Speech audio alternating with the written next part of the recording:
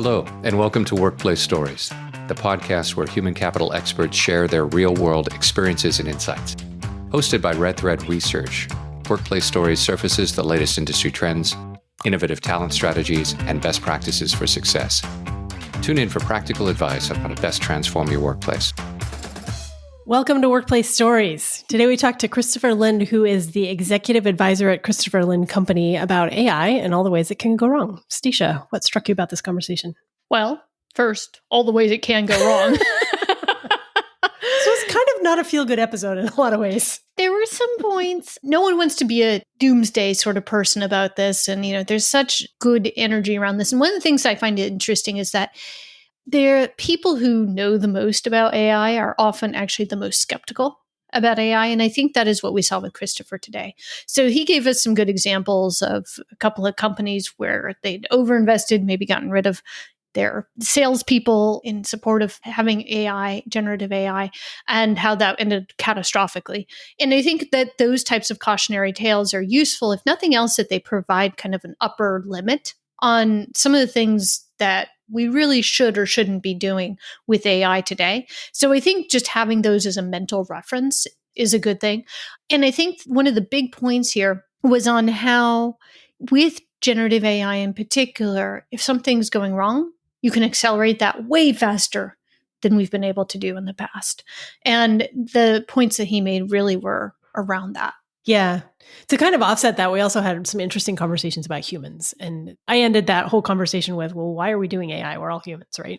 So what are the aspects of AI that serve humans versus us serving AI, which seems very backward to me. So he talked a lot about kind of humans in the loop and making sure that there are checks and balances, but also being aware of what AI is good at and what it's not good at. We talked a lot about relationships, for example. It's still how work gets done. So how can we use AI to get the things done that don't take relationship building and trust and leave the other stuff to the humans?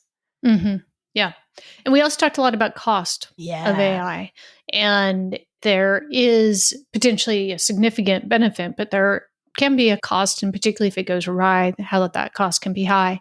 And then we touched on how should organizations be thinking about measuring it. And I think for me, at least, this is one of the big fuzzy areas, right? Because we're terrible at measuring human productivity as it is.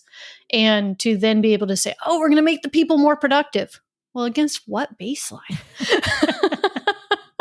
The other thing that we said that I think is important is to think about how the providers themselves are getting more efficient using generative AI.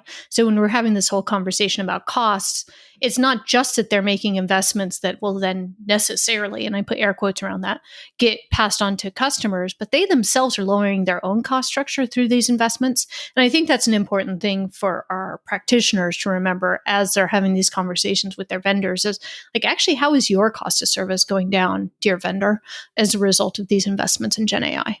It was a really interesting conversation. We were really blessed to have Christopher come in and talk to us about some of the things that he's seen go wrong. But I really liked the sort of upbeat emphasis on the human in this entire process. If you like it, please follow us and comment. Please send us any feedback that you have for us. And if you really, really like it, follow our research on redthreadresearch.com.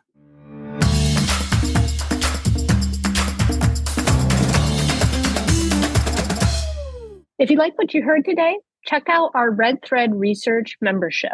We have a wonderful community. We have studies and research that we publish on a range of people practices as well as HR technology. And we also have discussions on a regular basis, including virtual meetups and all sorts of other things to get you connected to the insights you need to solve your biggest people problems. Check us out at members.redthreadresearch.com.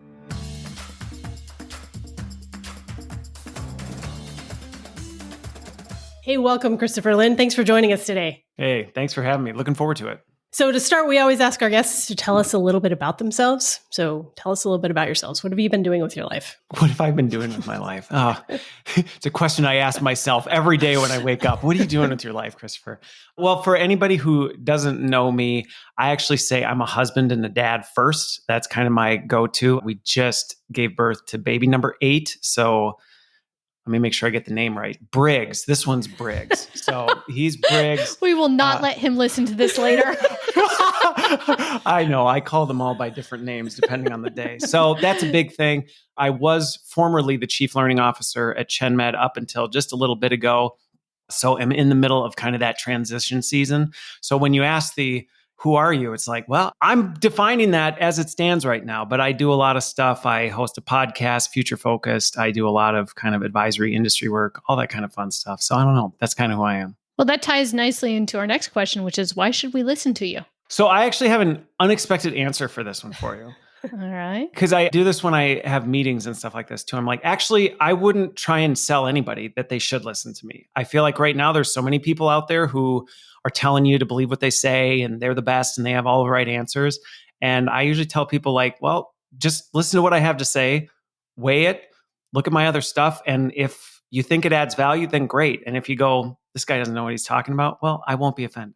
And why should we listen to you? I just want you to brag a little bit about yourself. Like, I'm so bad at this. I know, everyone okay, is. That's fine. why we ask it. So why should we listen to you, especially with respect to AI? What do you know about it? Okay. I have a really unorthodox background, I guess I would say, in that I was a total tech head. Everybody thought I was going to be a software engineer. I went down that path and the technology really bored me because it was too predictable. It's like, well, 1 + 1 always equals 2. Like, it's not all that interesting. And even AI, I'm like, it's not hallucinating or coming up with magical responses from the abyss. Like, it's predictive analytics. But I was actually more fascinated with people. So I've always found myself, and I say, at the intersection of business, technology, and people. And so while you look at my resume, you might think, oh, you've been a learning guy. But really, I've actually never been in a true learning position. I've always been that person who's at the intersection of, okay, what are we trying to do as an organization? How do we get people to come along for the ride? And how does technology help us with that? Okay. That's fair. So let's talk a little bit more about AI, since that's what we're here for.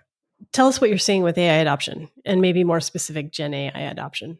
So it's everything and it's nothing, I think, is one of the hardest things for people when they see Gen AI, because everybody hears that word and they immediately have something that comes into their head based on whatever their exposure has been. So maybe it's like, oh yeah, that's the text interface that I type into that tells me what to make with the ingredients in my fridge. Or that's that handy little thing that I can click when I'm doing a edit in my thing and it tells me how crappy of a writer I am. And maybe if you edit this, I'll sound better.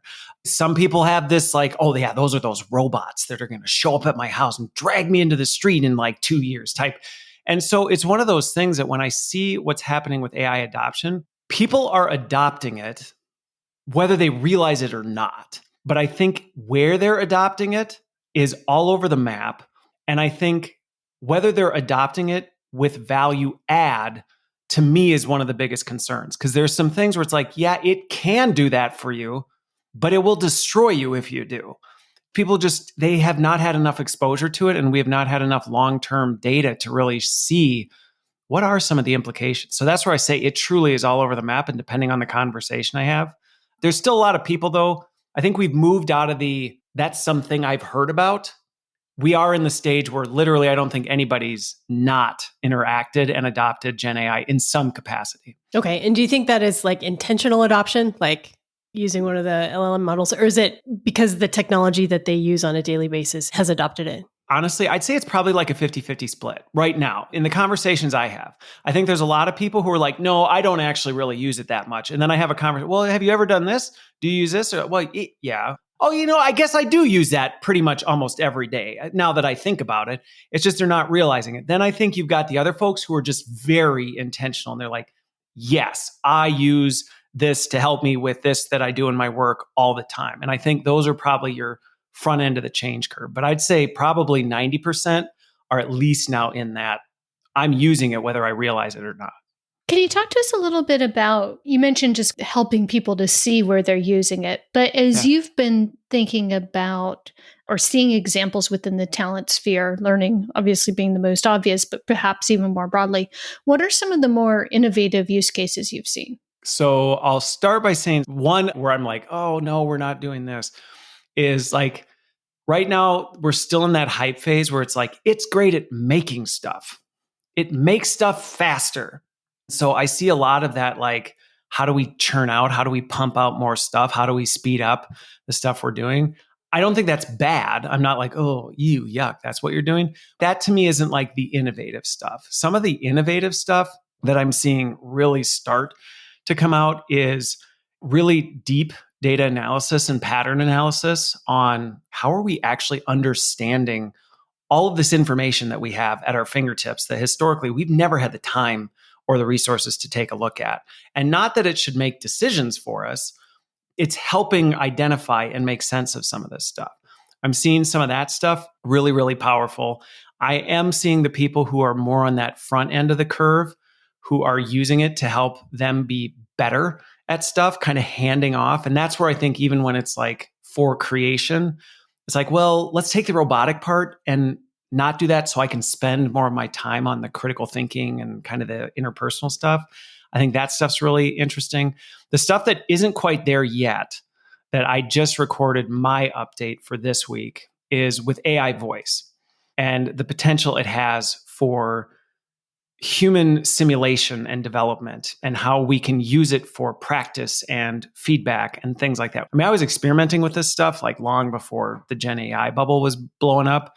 But that to me is where it's really cool, where it's like, how do we actually create environments that are safe and secure? And you see that both with human, and I see a lot of that in like the digital twin space, where it's like we can digitally twin a real environment, then use Gen AI to run hypotheticals at scale and actually figure out what to do. That to me is the stuff that's like, okay, we're doing some pretty cool stuff in that space. So, because not all of our listeners may know what digital twins are, like Sure. I think the term kind of makes sense, but can you articulate what that is? And particularly, why do you think that's a value within our HR/learning space? Sure. So a good example of this is, I'll use an example from like a manufacturing, because I worked at GE for a while. And so we played around with this. But you might look at how a manufacturing floor is set up. And you might go, here's how it works today. And you might have some ideas of how maybe that's not the best use of people's time or resources, or maybe there's limitations to what people can do or how things work. But it's extremely expensive to like, hey, I know, let's tear down the whole shop floor and then let's rebuild it and let's see if it's better. Oh, shoot, it's not. That stinks. We just spent $100 million doing that. I guess we're going to have to start from scratch. And what a digital twin can do is create a digital clone of that, allow you to manipulate that, and then rerun your simulation. And again, some of these have more operational implications, but I've seen the digital twin stuff used. We were using this. I use this in one organization I was advising. It was an academic institution. And we were using digital twins to figure out how to optimize student tours. How do you actually make the most of showing a student this so you could better develop your admissions officer to be able to go like, well, how should we actually take a student around and what are the things that matter? And we were able to replicate it and kind of optimize the plan, but you didn't waste all the time and resources on it. And that's the beauty of it. And how is that different as you think about it from just a simulation and redesigning a simulation? So I would say the digital twin is probably much more on the, how does this actually play out in practice from a flow of work standpoint?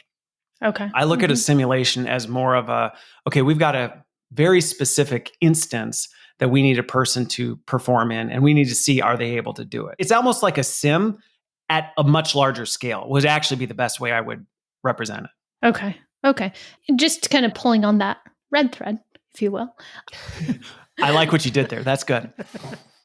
We could potentially use something like this to understand the type of work that people are doing and what parts of that might be able to be actually Automated. use AI, automated or augmented or the like. Is that fair to say? Yeah. Well, and from an HR standpoint, one organization I was working with, we did this for workforce planning. So we were actually looking at the actual way the structure operated. And we said, how many people do we actually need if we were to do this? And if we were to expand into this new capability, how many more people would we need to run this? We don't know. And we certainly don't want to build a whole new add-on to our plant if we're not even sure, well, how many people and what do they need to be doing and where would we have them go? This actually allowed us to simulate that whole thing and then run it and then predict, okay, I think we'd actually need this many people to make that happen. Do we have that internally or do we need to bring that from the outside? Mm-hmm. Okay. Interesting. I kind of want to pull on this just a little bit more. Stacia and I were at HR Tech last week. And I think one of the big things that was left unsaid was people are going to lose their jobs. When we talk about AI and some of the things that it can do now, and the thing, Yes. and especially as we get into agentic AI and some of that kind of stuff, I think we've sort of been putting on, I don't want to say rose-colored glasses, but we've been like, oh yeah, it's going to be a co-pilot forever, and it's going to help you do your work better and free you up to do more strategic stuff and all that kind of stuff. And it's a great story. But as we were looking at the floor yesterday, we're like, oh no, we're going to be replacing people with this kind of Yes. thing.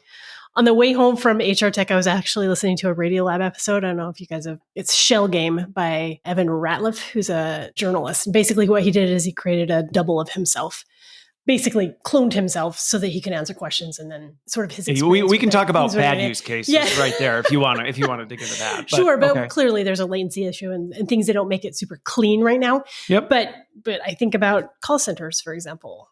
Mm-hmm. If they're working off a good set of information and a good rubric for how you deal with certain problems, how many of those jobs are now outsourced to robots? You know what I mean? So, and we definitely do want to get to sort of bad use cases and some of the mistakes that you see organizations make. But do you have a point of view on what we should keep with the humans and what we should outsource? Because after I left HR Tech, I'm like, this is going to become, as Stacia was mentioning, decomposing every single job, seeing what AI can do better than the human, and then upskilling the human to support AI, basically.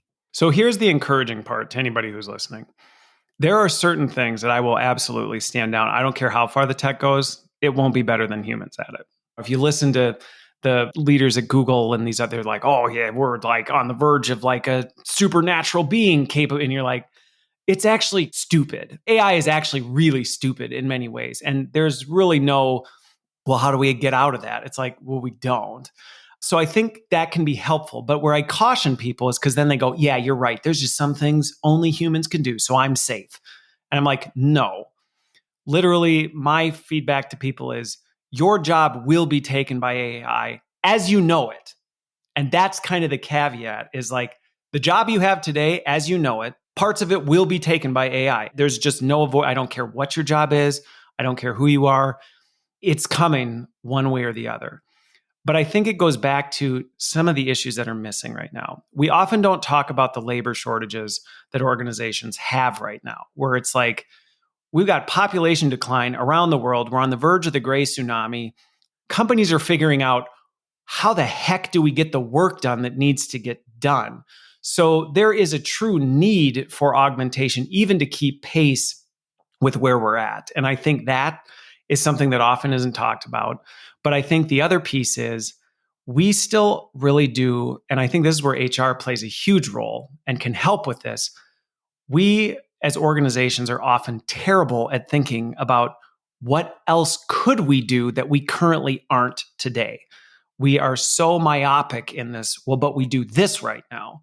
Mm-hmm. So if AI is doing this, then there's no need for people anymore. And you're like, what? You're telling me you can't think of anything else you could be doing with your time or that your company couldn't be focused on. You've expanded it all. Like, I haven't met a single person on the planet that goes, that's me. We're capped. I've done it all. I've got nothing left. But it's really hard for people to think like, but what is that? And a lot of the conversations I end up having with people is, what are you not doing today that you go, I wish we could do that, or I wish we had time for that, or I wish we had resources that you're saying no to. And once people start rolling on that, all of a sudden they're like, oh, holy crap. Like if we could get people going on that because they didn't have to do this other crap, we could actually grow our business exponentially. And I think that's where it is a complicated thing. And I think there is legitimate fear, not because jobs are going to go away because there's just nothing left, but we as people just have a really bad reputation of thinking outside the box. And you have people who don't understand this making decisions going, well, looks to me like we can buy an app and we can get rid of our L&D team because I just saw the demo and it looks like it can do it. And you're like, but you don't understand the tech or the L&D team and you're making that decision. And that's the scary part is I do think some people should be aptly concerned because there are organizations that are doing that in droves. Well, let's talk a little bit about the cost of replacing people with AI. So a while ago, you and I had a conversation about Canva and you sent me the link to the article, which is basically Canva is going to increase their price by 4 times for team memberships. And I will gladly pay that because Canva is very useful to our organization. It's much cheaper than hiring another person. And another thing that sort of hit me on the floor at HR Tech last week is there are 2 ways to approach this. You either charge for the AI or you increase the price of your product at the end. It's either a standalone thing or it's like rolled into the cost increase that you sort of experience every year. But it costs somebody something. It's not cheap. What are your thoughts on this? Who's going to end up paying for AI? Or is it going to just increasingly get less expensive? I think it's going to increasingly get less expensive. I mean, we're already seeing small language models actually dominating the large language models to the point where you're like, well, good grief, if I can have something on device that's as powerful as one of these big behemoth things, I think that's going to help.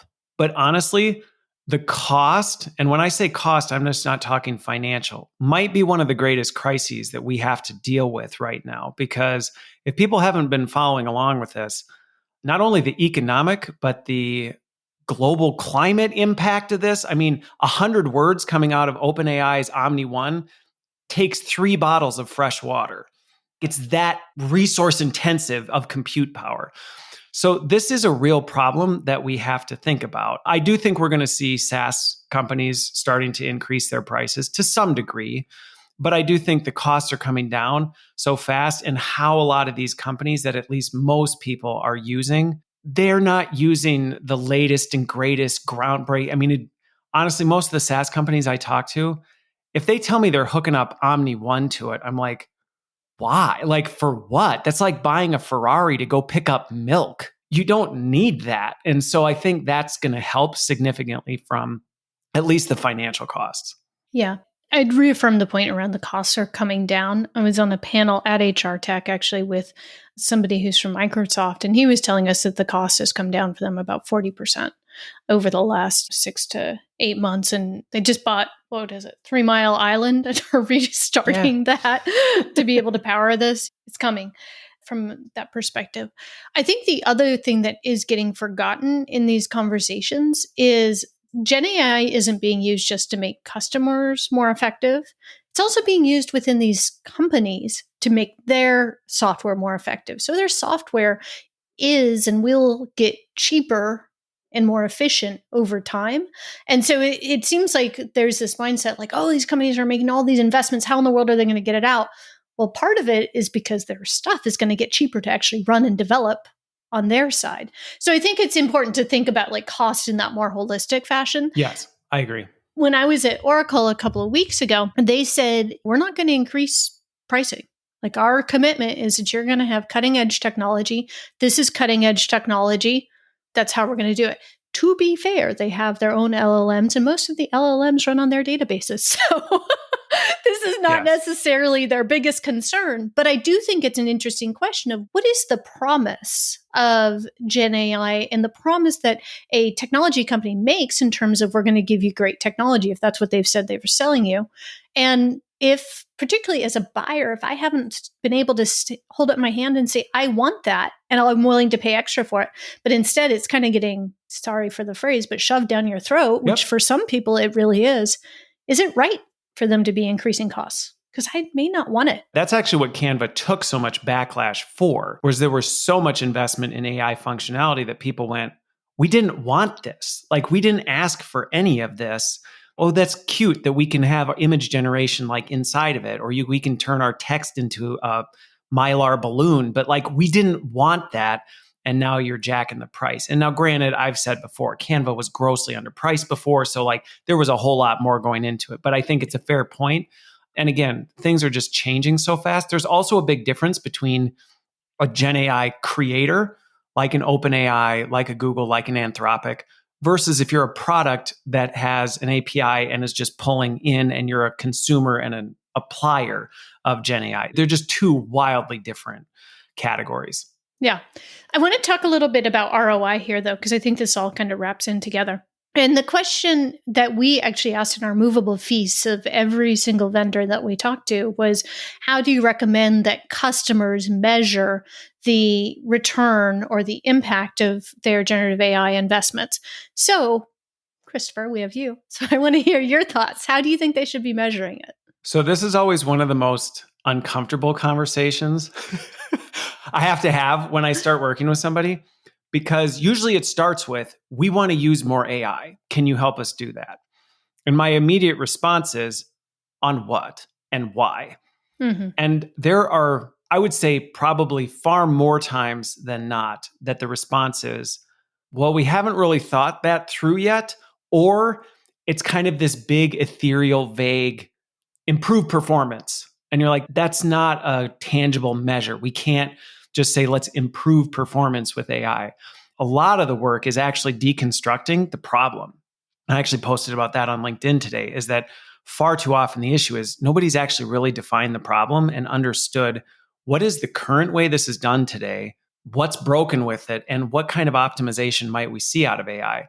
I mean, the practice for measuring AI effectiveness and ROI, it's no different than any other sort of business process improvement stuff you do. You look at the process, you figure out how it's done today. You're like, well, if we optimized it with this, here's what the cost is. Now, here's how many more calls we could take if we're a call center, and we optimize with Gen AI call center agents augmenting our tier 1 support and only had tier 2.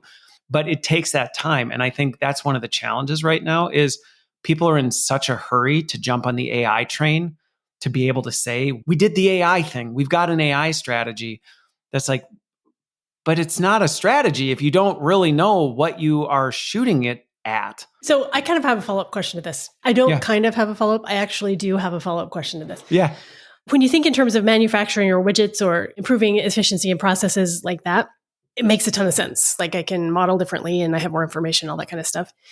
I think where it gets a little iffy is when you're talking about people practices. And the reason that I say that is because in most organizations, when we measure people practices, we do a really, really, really bad job. I would agree with that. How much did it cost to hire somebody? How much did it cost to train this person? How much did it cost did we have an increase in performance, or did we just drop $16 million every year to do a performance review process?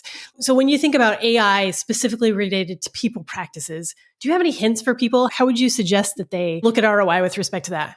So what's amazing about this is AI can actually help you find the measures. Okay. To actually find the problems to do it. So I'll give you a good L&D example just because it's an easy one off the top of my head. So one place I was talking with, they were looking at how much money they were spending on leadership development. And they're like, we spend all this money on leadership development. And I have no idea if we have better leaders, whatever. And I said, well, then let's throw AI at the data that you do have.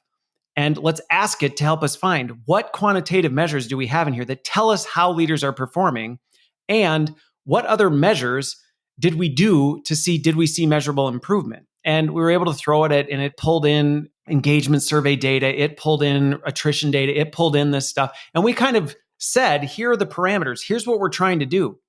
Help us make sense of some of this stuff and not just do it for us, but bounce back to us some of these ideas of what might we see and what kind of, because it's amazing at finding patterns. I mean, it's amazing at finding patterns and things you go, I guess I hadn't really thought about that before. And then once we did, we were able to lock in on something and go, which one of these do we actually feel? And we used AI to help us with it to go, which one do we feel if we could move would have the biggest impact to the organization? Now, AI had an opinion, but then there was also the C-suite that weighed in on, based on our business priorities, we actually would really like to see this. And so we intertwined those two together. But then we're able to apply AI by creating AI simulations based on those criteria that we then ran people through and were able to see measurable improvement. And so then at the end, we were like, well, we're going to have to watch the lag measures to see if it has the organizational impact we're hoping on. But by using AI at scale, instead of a bunch of people doing, I don't know, like pretend we're going to do a simulation here. Danny, you pretend to be Jill, my boss, and I'm going to pretend to be whatever. And we're going to pretend. We actually used AI so it was consistent and repeatable, and we got scores on it. And we were able to show, all right, well, leaders have the capability to perform better. Now let's watch and see if it impacts the organization. If it doesn't, then we'll go back to the drawing board and see it. So that's just one example. Cool. Well, that's been a lot. So let's take a little mental break here. It's heavy.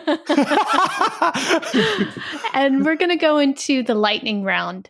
And the first one, I think, is an especially relevant question for you, Christopher, since you have so many kids. And the first lightning round question is, if you could teach any skill to your kids that isn't typically taught in school, what would it be? So this isn't an if, it's what I do.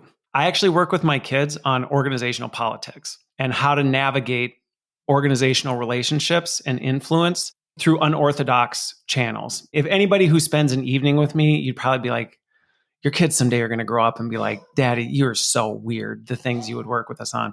But it was something we talk about regularly because they're very curious about my job. So we talk about, as they grow up, what that's going to look like and what really goes into it, influencing, and how do you do these things. And honestly, even today, so many people I talk to, nobody taught them how to navigate organizational politics and things where you're like, well, but I have the data and I know what the right solution is. Shouldn't people just agree to it? And you're like, yeah, 1 + 1 doesn't equal 2 in companies. Mm-hmm. So you got to understand what to do around it. And it's kind of fun because they actually use it in Minecraft. Nice. And it's cute because they come up and tell me, they're like, Daddy, we use what we talked about. And I was able to get them to give me a new rank in whatever. And I'm like, that's cool. Like whatever that is, that sounds amazing. That's awesome. Well, I mean, you have enough kids now that it is kind of like a little organization. Yeah. So they're going to start using it on each other. Yeah, it's a little startup. It's a little startup. It's kind of amazing. So along the family thing as well, what is your go-to productivity hack when you're juggling work and family life? I think this comes out in my content. I'm always looking for how do I solve multiple problems with one solution. So how can I do things and how can I take the most out of every situation? And so even like, again, spending time with my kids, I'm like, I want to prepare them for the real world for 20 years from now when they grow up. I want to spend time with them in a way that's meaningful to them. I also want to keep my skills sharp. So those are 3 critical problems that I could have 3 different work streams on and be like, okay, I've got this track for this and I've got this. But instead I go, all right, how can I pull those together into one thing? And now an hour of my time is spent solving 5, 10, 15 problems instead of one. And it's kind of sometimes just out of necessity. Can you give me an example? I would love an example of this. The one I described of like the kids is one example. But another one is even like with my content and thinking about leadership stuff. I'll do simulations with my kids as part of our stuff, work through a problem, and then coach them on how to guide each other. And then I'll learn from them. And as I'm doing it, I'm like observing their behavior while at the same time going, now, how does this play out in organizations? Because really, we're all just big kids anyway. Like it's the same kind of thing. And so I'm putting those pieces together. And then a lot of times that influences my content where I'm like, well, now I'm just going to write about the thing that I just went through, change the lens, and actually do it. And so it can all happen in one shot. Love it. Love it. All right. Last question. Surprising fact that most people don't know about you. So I don't know if it's as much of a secret as it used to be, but I grew up in a funeral home. And that in many regards shaped a lot of my view. And some people are like, what? And you get the question like, what is it, 6 feet under? Is that kind of like what your life was like? And I'm like, oh, it was closer than you think. But I think the part about it that I actually appreciate is a healthy respect for your own mortality changes the glasses you look at the world through. Because I wake up every day going, there's no guarantee I'm going to be here tomorrow morning. I want to maximize what I do today. And the things I do, I want to make sure they have purpose and value because tomorrow's never guaranteed. I don't know how many years I have left on this planet. And that can sound morbid, but it's actually not. I actually find it to be extremely freeing in how I live my life, how I prioritize work, how I care about people. Because I think about the same thing, not just for myself, but everybody else. I'm like, well, I'm having this conversation with this person, but I might not have another opportunity to do it. So am I actually doing everything I can to care for and be there for them? I like that. Yeah. That was a happy note. Now we're going to go into maybe Is that funny? Some not happy stuff. I grew up in a funeral home around death. No, it was a happy note. No, it kind of is because the perspective is actually really beautiful. Good grief, Chris. No, I'm saying I love the irony in that because it is one of these things we avoid because we think it's like dark and grim and it's terrible. But it's like, no, actually, there's so much beauty and wonder in that helps you live life to the fullest. Yeah. So I wasn't picking on you, Danny. Oh, you're always picking on me, Christopher. You've seen AI go wrong in a lot of organizations. So this is why we actually brought you on to talk about this stuff. Like AI can go wrong. What are the most common mistakes that you see that organizations are making? I'll hit 3 that I think are probably the biggest that I'm running into all the time now, and they're just getting worse. So first of all, one is it creates stuff, and more stuff must be better. And I'm like, no, more stuff is not necessarily better. People are already overwhelmed. They're oversaturated. They're burned out. And I was involved in this research study recently that showed people are more burned out now as a result of Gen AI because they feel like they've got to do 10 times more stuff. And so more is not always better.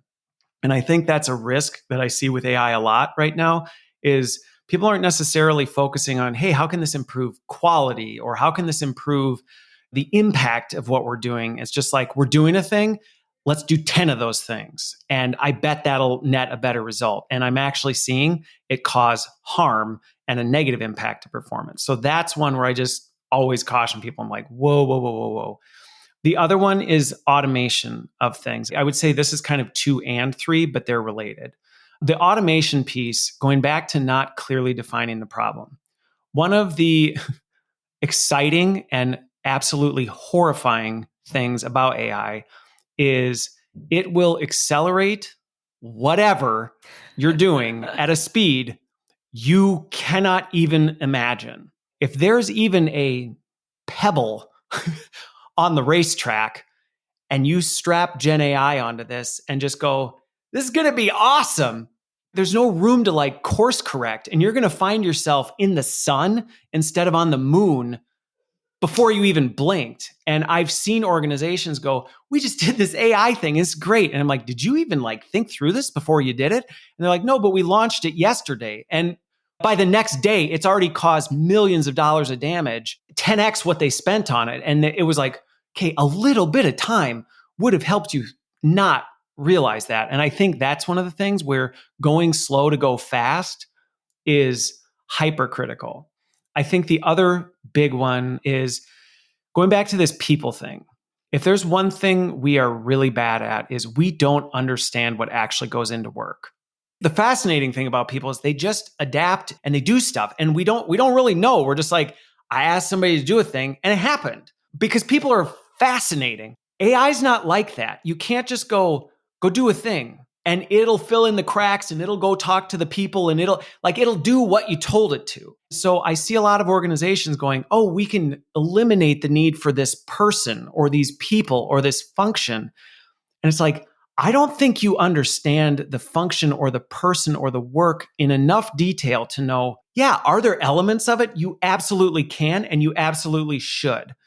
Sure. But you shouldn't just do it without clearly understanding that because otherwise, warning 2 kicks in and the damage you caused, it might be irreversible. I actually have one specific example where a company made this mistake against my advice on a colossal level and they don't exist anymore. Company's gone. They completely torpedoed themselves and it was completely self-inflicted because of AI. I think that last point is an interesting one for me. Work still gets done through people. Like we are talking about AI being able to do all the things. We have a couple of people working for us where we say, hey, go do this thing. And they do it. They make it happen. But giving that same thing to AI is not going to happen because of the relationships involved and all of that kind of stuff. So I think that's a really interesting point that I want to get to in a second. But first, like you've mentioned some of these colossal fails. Is there any way you can share one of them with us without identifying who they happen to or? Sure. Okay. So an organization shall remain nameless that I was doing some advisory work was so impressed with AI agents and their capability. They thought, we don't need customer service anymore. We're going to completely turn this over like all tiers to AI and it'll be great. And I said, this is a huge mistake. You have no human touch points. You have no human checkpoints in here. Like you have not re-architected how customer service works. You didn't even take the time to understand how customer service works today. This is going to go bad. But they had a sweet deal from an AI company that promised them it was all going to work. It completely destroyed their brand. They ended up having to give away all their product because people learned how to game the system and they could get the customer service agents. You see these stories and you think they're rare. Like person learned that a GM dealer had to sell him a Suburban for $2 after working with their AI agent. And you're like, yeah, because it's really easy to go, here, just do this. And all of a sudden, next thing you know, it finished things. And that's exactly what happened. And they're still trying to clean up the damage. But to be honest, I know at least last touch point, because they called me several months later, like, can you come back and like see if you can help us fix this? And I was like, well, I can, but it's going to be very expensive. And they were, I think, 10 or 12x what they had saved on the initiative. And they'd only been cleaning up for maybe a month. Well, that's disheartening. From the happy death story to the apocalyptic end of business to the AI. Okay, let's pull on that because hopefully most folks are wise enough not to go completely in that direction. And we do hear a lot about humans in the loop and the need to keep humans in the loop. That was one of the consistent messages from last week. As you think about that, though, as you think about that balance between AI and human work, how do we do that? Because we can have some incredible opportunities to take away work that we don't need to do. So how do we think about that trade-off? I think the hard part that everybody right now is looking for like the master class or the the like template of like, so what do we do? And I think that's the really hard part, which actually proves the point of we need humans in the loop still, because every organization needs to go through this exercise of saying, how do we do this right? Because I've advised two almost identical companies and we've had wildly different strategies. Because as we actually understood the business and their trajectory and what mattered to them, we were like, no, actually, this is where AI makes sense. And here's where humans need to be in the loop. And for the other one, it was almost the complete reversal of that. It was like, oh, well, for what you're doing, you actually are prioritizing this. And where AI is right now, it actually makes more sense to put AI on this so you can have humans doing this. And I think it's some of the really hard, messy work that we kind of go, how do we skip that step? We don't. Skipping that step is actually the human in the loop step that I can guarantee will end in disaster for you. Yeah. I think one of the things that's interesting is there's almost been this sort of unstated assumption that like we can just bring in the Gen AI and they'll start to do this magic for us. But it really is a transformation. And we think about the digital transformation so many organizations have been going on. And a lot of that had to do with pulling apart and understanding process, et cetera. Yet, I will say, at least from my purview, a lot of them just didn't do that. They just basically automated the old processes. Right. But we can't do that with this technology because of what it is. It's fundamentally different. And if we do that, we're going to have some real problems. So I think there's almost this cognitive disconnect between what a lot of people are being told, which is you put it in and it'll just like make these problems so much easier to handle.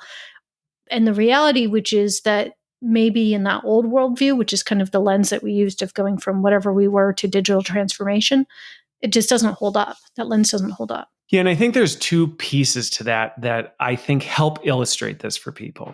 So first of all, one, generative AI is built on data created by people. It doesn't work with people to just say, hey, if we just magically hire a new leader for this group and don't do anything, it's going to just solve all our problems, right? Like nobody would be like, that's a brilliant idea. We'd be like, well, no, that doesn't work. We know that. And so to think a technology that is built on our flawed humanity would somehow do it, it's not going to. It can't make that leap. But I think the other thing that I've talked more about, I don't even like to call it artificial intelligence anymore. I call it alien intelligence because it fundamentally doesn't think like we do. We think it does, but it doesn't think like we do. And I think of an example. I don't remember if I heard it or if it was something I was talking with my kids about. But we were talking about the fact that like, okay, let's hypothetically say we put AI as the CEO of a paperclip company.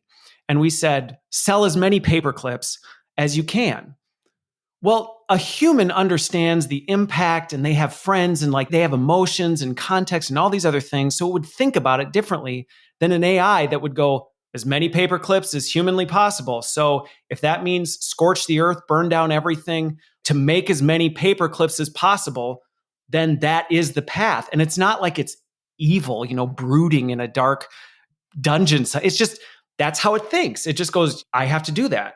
So why would I not do everything possible to do that? And people aren't that way. And so to think an alien intelligence that doesn't think like us, doesn't have the same desired outcomes, motivators, all that stuff, should create a world that would match with ours. It can't. It's like oil and water. It won't mix. And I think that's why we have to think so carefully. Yeah, it's an alignment problem. Yeah. In the last couple of years, we've been talking a lot about Gen AI as a co-pilot. So we have people have even labeled everything that they do as a co-pilot. This will help you do your job better. More recently, in fact, we had a conversation this week where somebody is implementing it in their organization, not as this will help the humans do the job better, but the humans will help the robots to do the job better. And so it sort of flips the script on sort of who's going to be the overlord. We're not going to have robot overlords. We're going to have people overlords. And I think there's a conversation to be had there about, are we the overlords or are we being overlorded? You know what I mean? And for a long time, we've been scared of the robots sort of taking over the thing.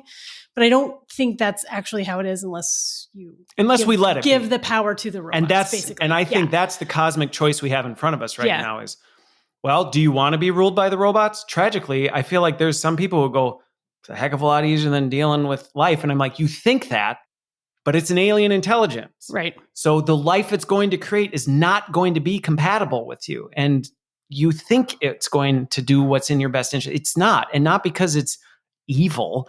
Right. It's a different intelligence. So Mitchell actually put it really well. Are we looking to lead AI or allow it to lead us? That's the question we're sort of facing right now. Christopher, it's been a pleasure to have you on. Thank you so much. We have two final questions that we want to ask you as we go out. The first one is, what do you think we should be reading right now with respect to AI? I would encourage people to read a lot of diverse stuff. And I don't have a specific source, obviously. Healthy plug. I talk about it a lot on my stuff, but I would never encourage anybody, just listen to my stuff and you'll be good. Because the reality is this stuff is changing. I mean, literally week by week. I even look back at my own stuff last week and I'm like, well, that's what I said last week, but like, I actually don't think that's and you need to read diverse stuff because whether you're talking about AI or anything, diversity makes you better. And that's where I would actually encourage, read the dystopian stuff. Good. It'll help you better understand like how bad it could go. Also read the stuff that's telling you it's going to solve world hunger and climate problems. Like read that so you have hope for the future of what could happen. You need that healthy balance and then find some of the stuff in between. Christopher, the last question is the one we ask every single podcast guest, and that is the purpose question. So why do you do the work that you do?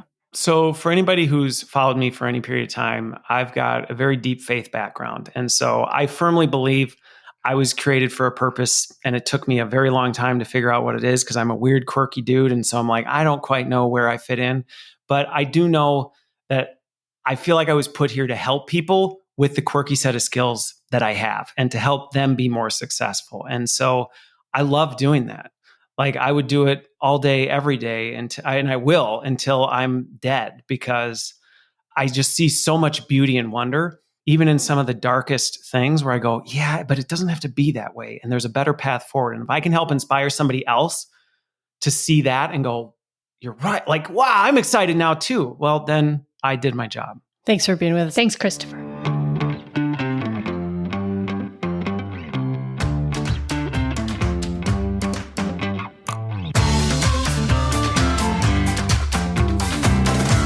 Okay, that's a wrap for this episode of Workplace Stories. If you like what you heard, please subscribe to our podcast so that you can be the first to know about future episodes. For exclusive access to our research, insights, and a vibrant network of human capital leaders, consider joining the Red Thread Research community. Visit redthreadresearch.com to learn more and to take your workplace to the next level.